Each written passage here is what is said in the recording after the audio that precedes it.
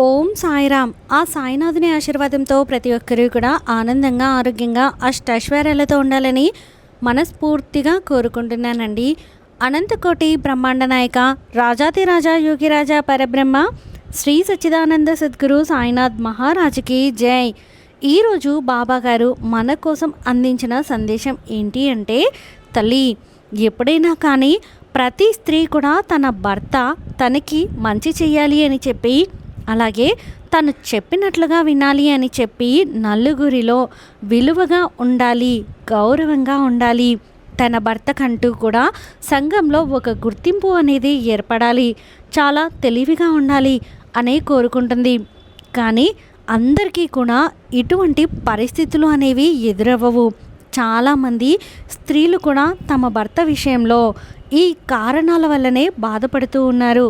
అయితే అసలు ఆ కారణాలు ఏంటి, ఎందుకు బాధపడుతున్నారు అని చెప్పి తెలుసుకోవాలి అంటే కనుక, తల్లి, ఇప్పుడు ఎవరి గురించో నేను చెప్తున్నానో అనుకుని నువ్వు భావించవద్దు. నేను చెప్తున్న సందేశం ఏదైతే ఉందో అది కేవలం నీ కోసం మాత్రమే చెప్తున్న సందేశం. ఈ సందేశంలో ఉండే ఆంతర్యాన్ని జాగ్రత్తగా గమనించు. జాగ్రత్తగా నువ్వు దాన్ని మెదడులోకి ఎక్కించుకునే ప్రయత్నం అయితే చెయ్యి. ఎందుకంటే ఇప్పుడున్న సమాజంలో స్త్రీలు అందరూ నీలాగే ఉంటారు అని చెప్పి అనుకోకూడదు. ఎందుకంటే చాలామంది కిలాడి స్త్రీలు ఉన్నారు. ఇక్కడ స్త్రీ అంటే ఆదిశక్తితోటి సమానం. స్త్రీకి గౌరవాన్ని ఇవ్వాలి, స్త్రీకి మర్యాదను ఇవ్వాలి. కానీ కొంతమంది స్త్రీలు మాత్రం ఎదుటి వారి యొక్క కుటుంబాల మీద పడి ఏడవడం, ఎదుటి వారి యొక్క పతనం కోసం ఆశపడుతూ కూర్చోవడం, ఎదుటి వారి యొక్క డబ్బులను నాశనం చెయ్యాలి అని చెప్పి కూర్చోవడం, ఎదుటి వారి యొక్క ఎమోషన్స్ తోటి ఆడుకోవడం, ఇటువంటివన్నీ కూడా చేస్తూ ఉంటారు. ఇప్పటి రోజుల్లో ఇటువంటి స్త్రీలు ఉండడం చేతనే సమాజం అనేది చాలా వరకు కూడా భ్రష్టు పట్టిపోతుంది. ఒక స్త్రీయే మరొక స్త్రీకి శత్రువుగా మారుతుంది. ఒక స్త్రీ పడే కష్టాలు, బాధలు, సమస్యలు, భర్త నుంచి ఎటువంటి కష్టాలను ఎదుర్కొంటుందో మరొక స్త్రీకి తెలిసినప్పటికీ కూడాను, నేను సంతోషంగా ఉన్నాను కదా, నేను సేఫ్గా ఉన్నాను కదా, అవతలి వారు ఎలా పోతే నాకెందుకు అని చెప్పి ఒక రకమైన విషపూరితమైన ఆలోచనలతోటి ఎదుటి వారి యొక్క చెడును, నాశనాన్ని కోరుకుంటూ ఉండే స్త్రీలు చాలామంది కూడా ఈ సమాజంలో ఉన్నారు. స్త్రీ మాతృత్వంతో సమానం అయినప్పటికీ కూడాను ఇది అందరి స్త్రీల గురించి చెప్తున్న మాటలు కాదు. ఎవరైతే ఎదుటి వారి యొక్క నాశనాన్ని, ఎదుటి వారి యొక్క కుటుంబంలో ఎదుగుదల ఉండకూడదు అని చెప్పి కోరుకునే వారిని, ఎదుటి వారిని ఒక రకంగా, వారి యొక్క కుటుంబాన్ని ఒక రకంగా, ఒక కడుపున పుట్టిన పిల్లల్ని కూడా ఒకరిని ఒక రకంగా, మరొకరిని మరొక రకంగా చూసే స్త్రీలు ఇప్పటి రోజుల్లో చాలామంది కూడా ఉన్నారు. అటువంటి వారు ఎవరు అనేది ఆ యొక్క అంటే నిండా మునిగిన వాడికే చలి విలువ ఏంటో తెలుస్తుంది అన్నట్లుగా, ఒడ్డున కూర్చున్న వాడికి ఆ చలి ఏంటో అర్థం కాదు అన్నట్లుగా, బాధలు పడని వారికి ఈ యొక్క బాధల గురించి అర్థం కాదు. ఎవరైతే ఈ యొక్క సుడిగుండంలో మునిగి వీళ్ళేంటి మమ్మల్ని చూడడం లేదు, వీళ్ళ కడుపునే కదా మేము పుట్టింది, మా మీద ఎందుకు విషయాన్ని చూపిస్తున్నారు, మా భార్యలను ఎందుకు ఒక రకంగా చూస్తున్నారు, అవతలి వారిని, వారి తోడుగా వచ్చిన వాళ్ళని ఎందుకు మరొక రకంగా చూస్తున్నారు, మా అన్న బిడ్డలను లేదా మా తమ్ముడు బిడ్డలను ఎంతో చక్కగా నా తల్లిదండ్రులు చూస్తున్నారు, నా కడుపున పుట్టిన పిల్లలను మాత్రం మరొక రకంగా చూస్తున్నారు, అసలు ఇదంతా ఎందుకు జరుగుతుంది అని చెప్పి చాలామంది కూడా వారి యొక్క మనసుని నరకయాతన చేసుకునేటటువంటి కొడుకులు కూడా ఈ రోజుల్లో ఉన్నారు. ఇదంతా నేను ఎందుకు చెప్తున్నాను అంటే కనుక, తల్లి, ఎప్పుడైనా కానీ ఒక తల్లికి ఇద్దరు బిడ్డలు పుడితే ఆ ఇద్దరు బిడ్డలని కూడా నవమాసాలు మోసి పేగు తెంచుకొని ఎంతో అల్లారు ముద్దుగా కని పెంచి బిడ్డలని పెద్ద చేసిన తర్వాత ఆ బిడ్డల విషయంలో ఒకరి మీద స్వార్థం అనేది ఎందుకు వస్తుంది, మరొకరి మీద ప్రేమ అనేది ఎందుకు కలుగుతుంది అనేది కేవలం ఆ యొక్క తల్లి మనసుకి మాత్రమే వదిలేసేయాలి. ఎందుకు అంటే కనుక ఇక్కడ నీ జీవితంలో జరుగుతున్నది కూడా అదే. ఎందుకు అంటే ఎవరైతే నీ యొక్క మెట్టింటి వాళ్ళు ఉన్నారో వారు నిన్ను ఒక రకంగా, నీ తోడికోడల్ని ఒక రకంగా చూస్తూ ఉన్నారు.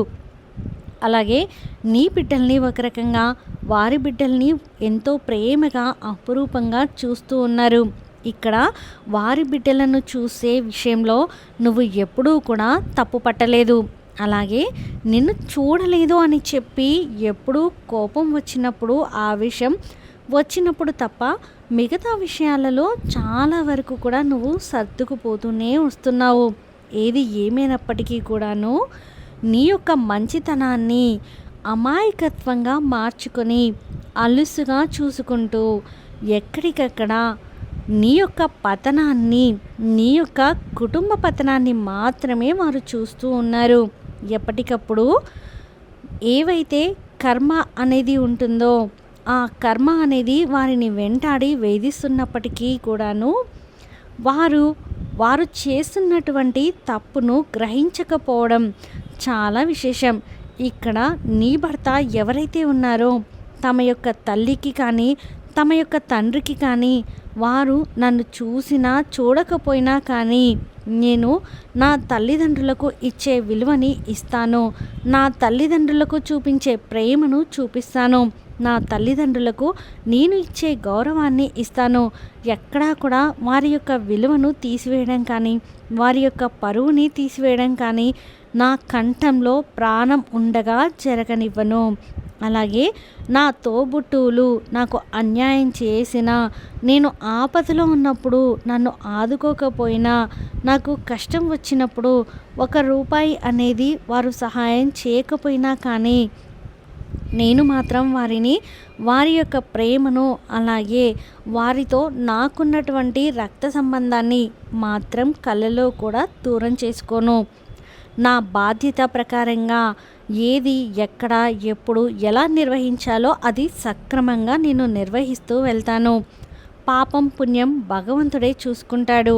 ఇక్కడ ఎవరి కర్మలు వారే అనుభవిస్తారు అని చెప్పి నువ్వు ఎప్పటికప్పుడు వారి గురించి తెలిపే ప్రయత్నం చేసినప్పటికీ కూడాను అతనిలో ఇదే మాటని మనసులో పెట్టుకొని వారికి ఏ సహాయం కావాలి అన్నా కానీ ఒక అడుగు ముందే ఉంటున్నారు తప్ప నీ మాట విని ఎక్కడా కూడా దూరం తగ్గే ప్రయత్నం అనేది చేయడం లేదు.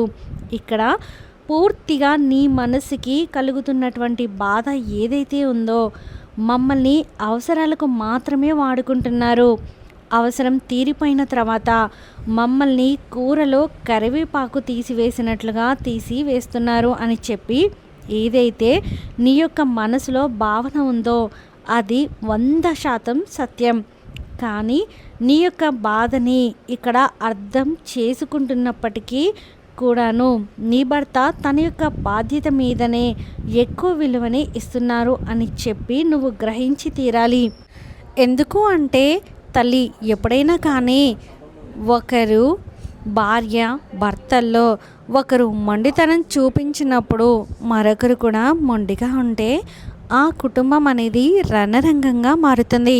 వారు మారరు అని తెలిసినప్పుడు నీలో మార్పు అనేది తెచ్చుకోక తప్పదు అన్న విషయాన్ని నువ్వు గుర్తుంచుకోవాలి తల్లి. ఏది ఏమైనప్పటికీ కూడాను ఇక్కడ నువ్వు కానీ, నీ భర్త కానీ, నీ కుటుంబం కానీ ఎవరికి ఏ అన్యాయం చేయడం లేదు. వీలైనంత వరకు కూడా సహాయమే తప్ప ఎవరి నుంచి ఏ సహాయం కోరుకోవడం లేదు. నీకు బాగా తెలుసు, ఒకవేళ నువ్వు ఎదుటి వారి నుంచి అంటే ఎవరైతే నువ్వు సహాయం చేసిన వారు ఉన్నారో నీ వాళ్ళు, నా వాళ్ళు అని భ్రమపడుతున్నటువంటి నీ భర్త తరపు వాళ్ళు ఉన్నారు. వాళ్ళు కూడా నీకు అవసరమైనప్పుడు ఎటువంటి సహాయాన్ని కూడా చేయరు. కాబట్టి ఒకే ఒక్క మాట నువ్వు గుర్తుంచుకో, మంచికి మంచి ఎప్పుడూ జరుగుతుంది, చెడుకు ఎప్పుడూ కూడా దాని యొక్క ప్రతిఫలం అనేది వెంటనే కనిపించకపోయినప్పటికీ కూడాను ఖచ్చితంగా ఆ యొక్క శిక్ష అనేది అనుభవించక తప్పదు. కానీ ఇక్కడ వారి యొక్క తెలివితేటలతోటి, అంటే నీ యొక్క అత్త కానీ నీ యొక్క తోడికోడలు కానీ ఆ యొక్క స్త్రీలు అనే ఇద్దరు కూడా వీరు వారి యొక్క స్వార్థం కోసం నీ యొక్క భర్తను ఉచ్చులో వేసుకునే ప్రయత్నం చేస్తున్నారు.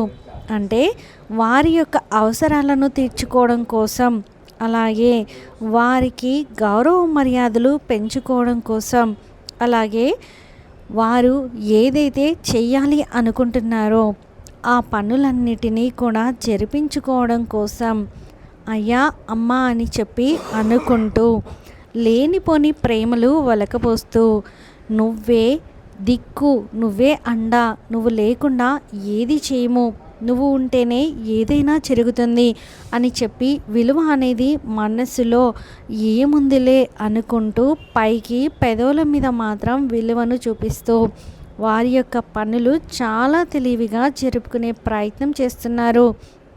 కానీ నీ యొక్క భర్త మాత్రం అవన్నీ నిజాలు అని చెప్పి నమ్మి, అలాగే నా వాళ్లకు నా మీద ప్రేమ ఉంది అని చెప్పి భ్రమపడి, అలాగే వారికి నేను కదా ఉంది, నన్ను నా మనిషి అనుకోబట్టి కదా నన్ను అడుగుతుంది, నేను కాకపోతే ఇంకా ఎవరు వారికి సహాయం చేస్తారు అనే ఒక భ్రమలో ఉండి, వారు అంటే నీ భర్త ఎవరైతే ఉన్నారో కనీసం నీ మాటలు కూడా పట్టించుకోకుండా అవతలి వారికి సహాయం చేయడానికి ముందున్నారు.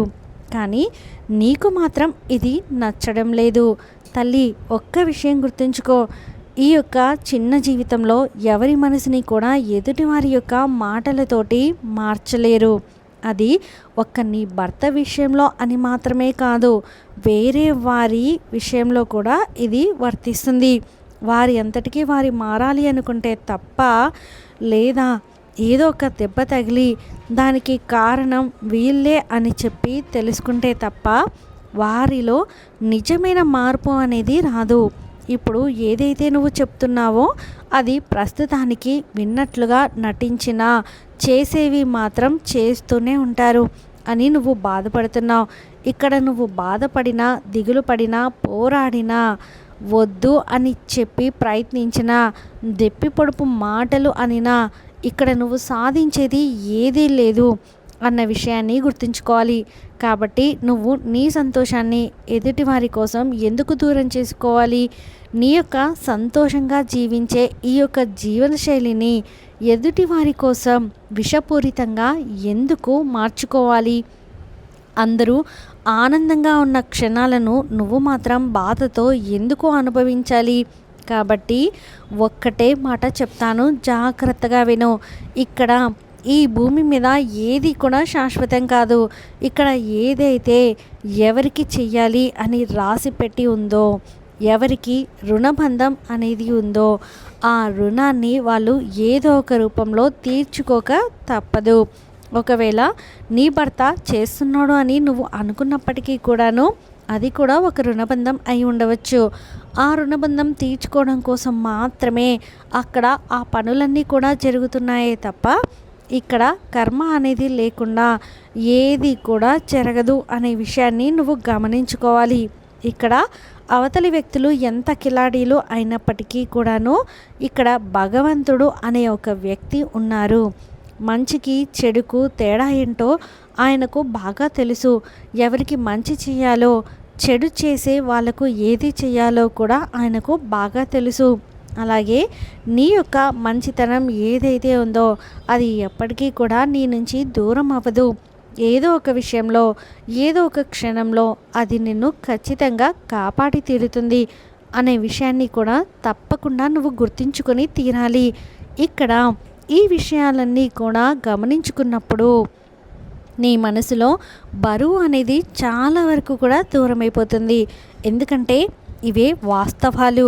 కాబట్టి ఇప్పుడున్న ఈ యొక్క స్త్రీలు ఎవరైతే ఉన్నారో వీరు ఏదైతే జరగదు అని రాసిపెట్టి ఉంటుందో, ఎవరినైతే మార్చలేము అని తెలిసి ఉంటుందో ఈ విషయాల గురించి ఎక్కువగా పోరాడి చెప్పి అలసిపోయి వారి యొక్క జీవనశైలిలో లేనిపోని కష్టాలను, బాధలను తెచ్చుకుంటున్నారు. అలాగే వారికి మనశ్శాంతిని దూరం చేసుకుంటున్నారు. లేనిపోని టెన్షన్లు, దిగుళ్ళు తెచ్చుకొని అనవసరంగా సంతోషకరంగా గడపవలసిన వారి రోజులను వారు అనవసరంగా బాధాకరంగా మార్చుకుంటున్నారు. ఎవరైతే నిజమైన తెలివైన స్త్రీ ఉంటారో ఆ స్త్రీ అనుకునే ఒకే ఒక్క మాట ఏంటి అంటే కనుక, ఏదైనా కానీ మనకి రాసి పెట్టిందే మనకు జరుగుతుంది, మంచికి మంచే జరుగుతుంది, చెడుకు ఖచ్చితంగా శిక్ష అనేది పడుతుంది. ఇక్కడ మన మాటలతోటి ఎవరిని కూడా మార్చలేము. మన యుద్ధాలతోటి, మన పోరాటాలతోటి ఎవ్వరిలో కూడా మార్పు తేలేము. ఒకరిని సంతోషపెట్టాలి అని చెప్పే ప్రయత్నంలో ఎవరైతే ఉంటున్నారో వారి యొక్క స్వార్థం కోసం ఆ పని చేస్తున్నారే తప్ప నిజంగా వారి మనసులో ప్రేమ ఉండదు అనేది గుర్తుంచుకోవాలి. కాబట్టి ఎవరైనా సరే ముందుగా నువ్వు ఈ విషయాన్ని గుర్తుంచుకో. నువ్వు సంతోషంగా ఉండు. నీ చుట్టూ ఉన్న వారిని సంతోషంగా ఉంచడానికి నువ్వు అర్థం చేసుకొని అలా ముందడుగు వేస్తూ ఉండాలి.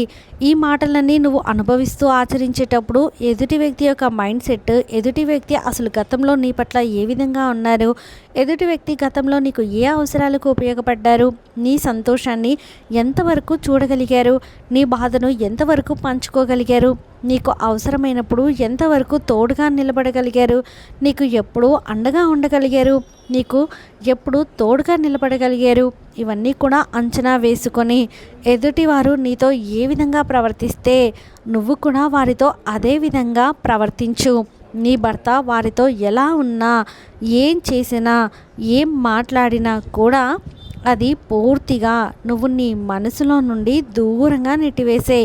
నీ ఫోనులో అవసరం లేని ఫోటోలను ఎలా డిలీట్ చేస్తావో నీ మనసులో కూడా అవసరం లేని ఆలోచనలను, సూచనలను అలాగే డిలీట్ చేసే. ఒక తెల్లటి కాగితాన్ని తీసుకుని ఆ తెల్లటి కాగితం మీద నిన్ను ఇబ్బంది పెడుతున్న సమస్యలు ఏంటి అని చెప్పి రాసుకొని ఇకపై ఆ సమస్యల గురించి ఆలోచించడం మానేయాలి.